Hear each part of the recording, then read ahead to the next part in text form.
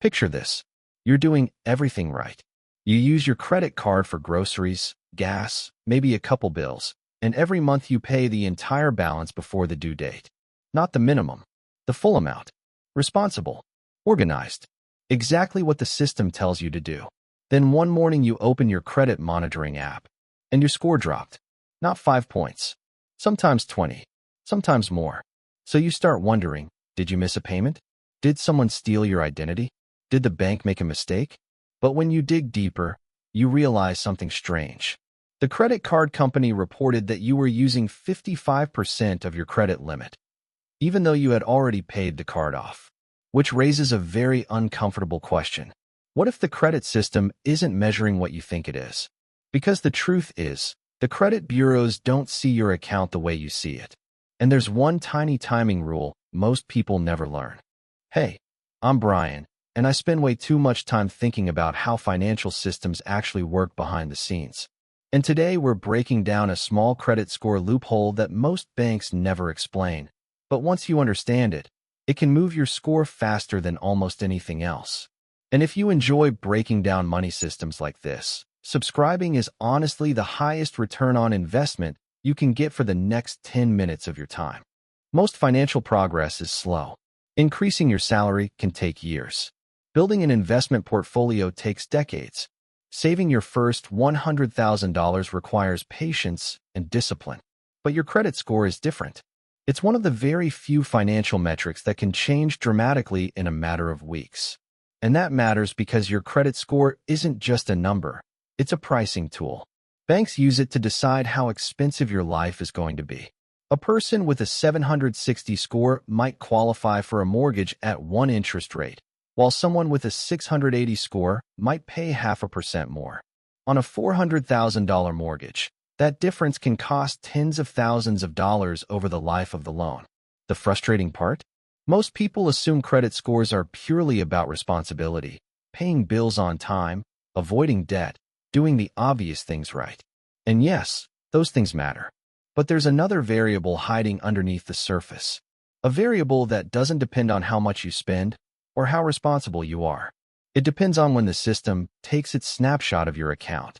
Because the credit score system doesn't watch your behavior continuously.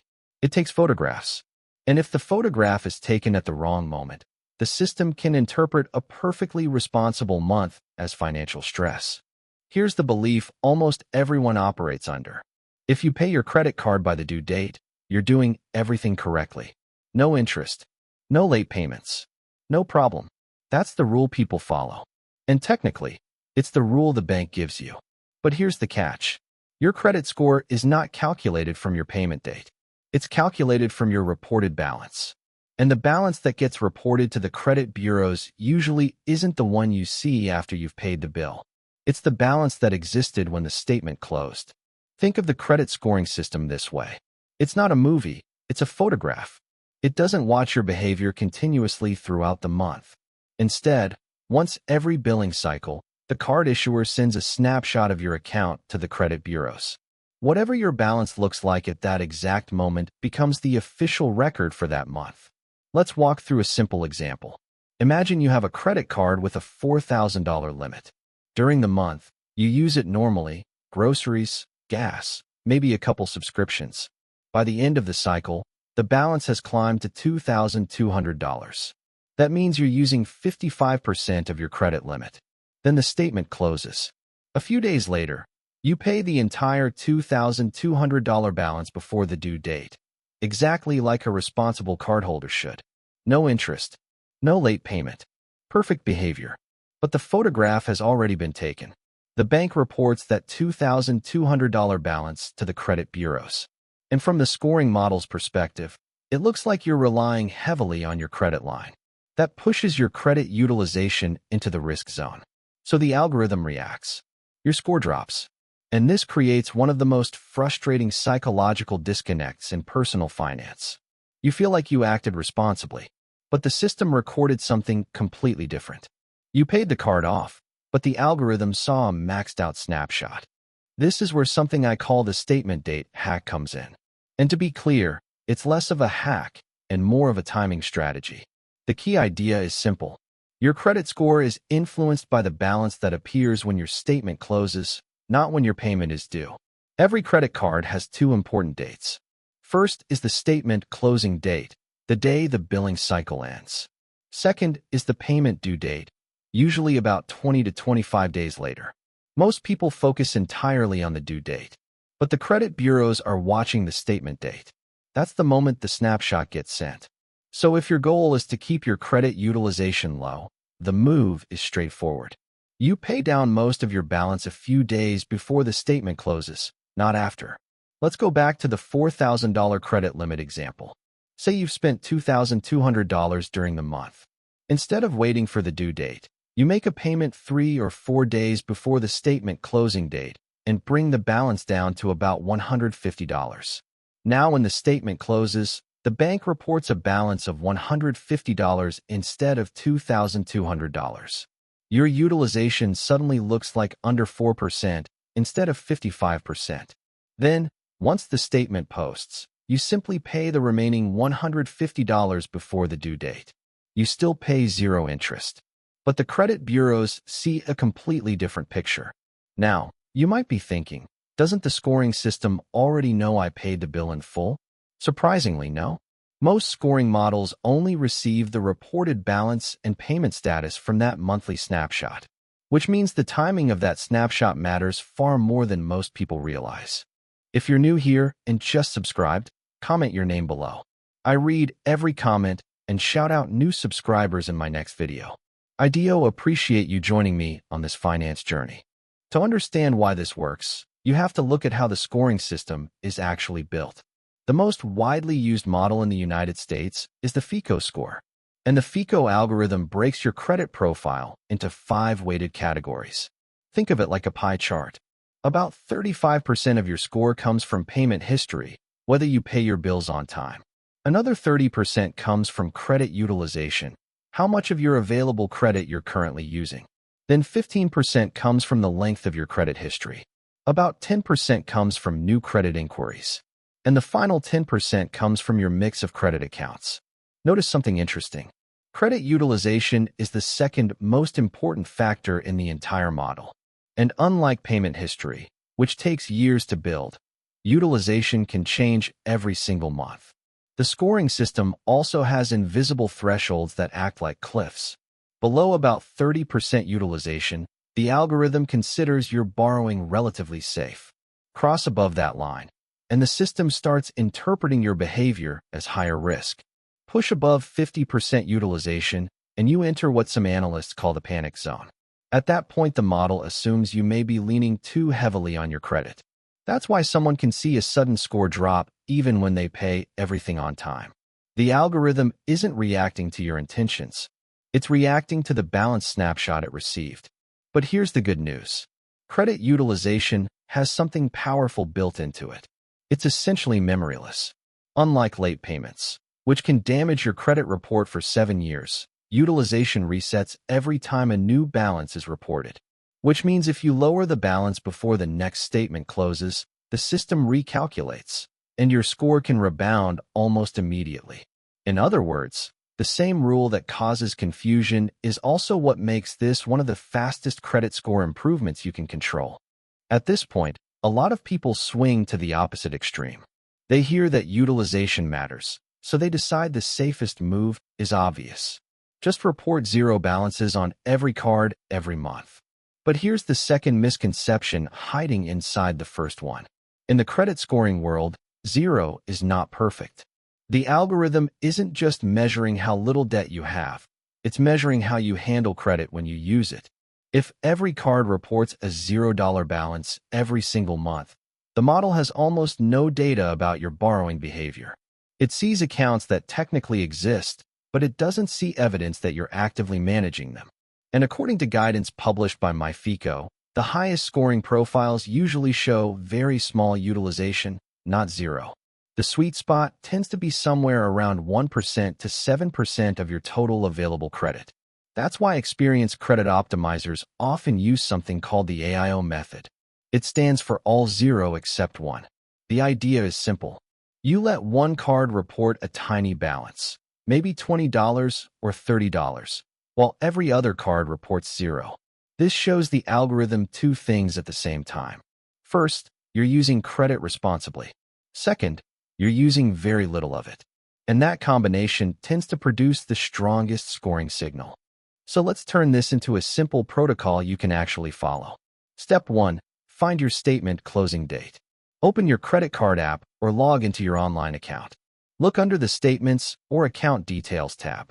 You'll usually see a line that says something like, Statement closing date, the 18th of each month.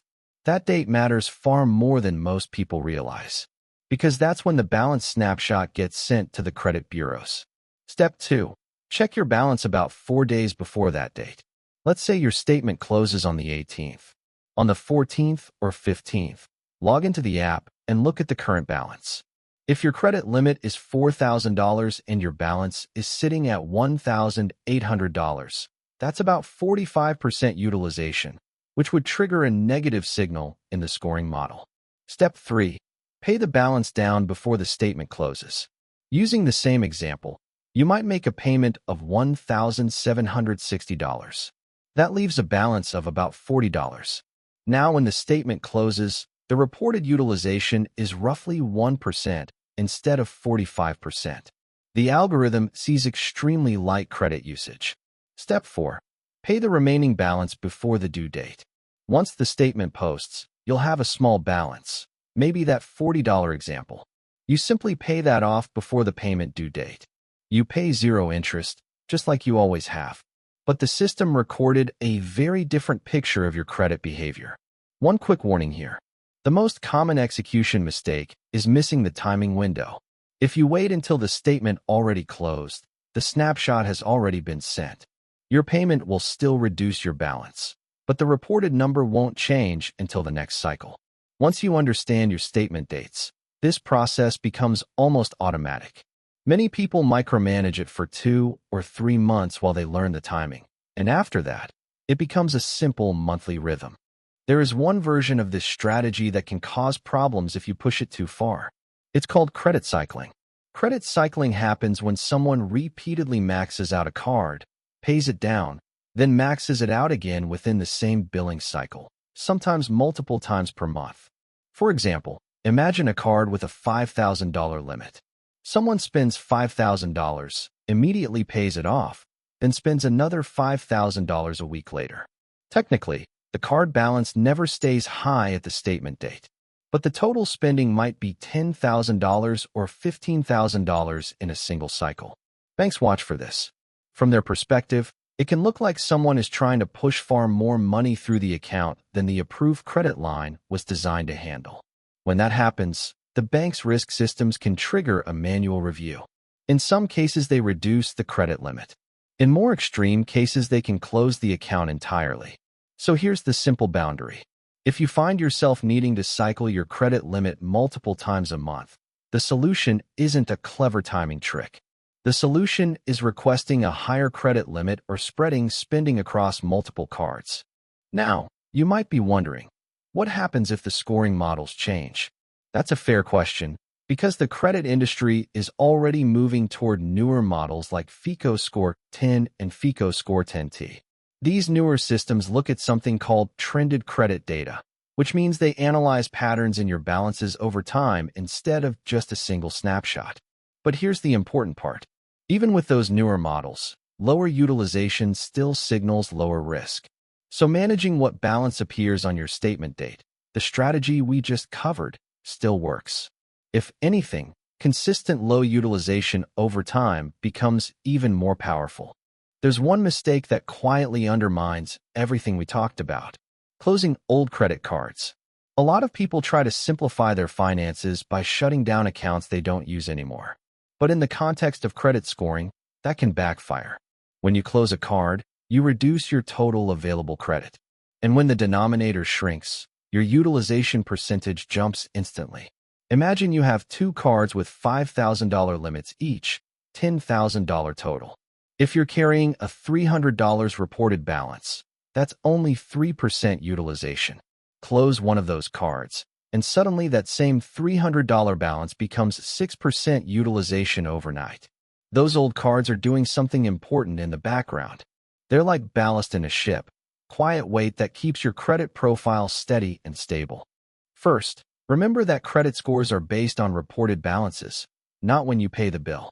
Second, find your statement closing date, because that's when the snapshot gets taken. Third, pay down most of your balance 3 to 4 days before that date. Fourth, let one card report a tiny balance, around 1% utilization, while the others report 0.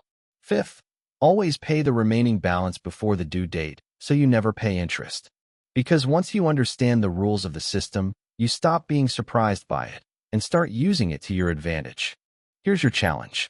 For the next 30 days, track your statement dates and try the strategy once.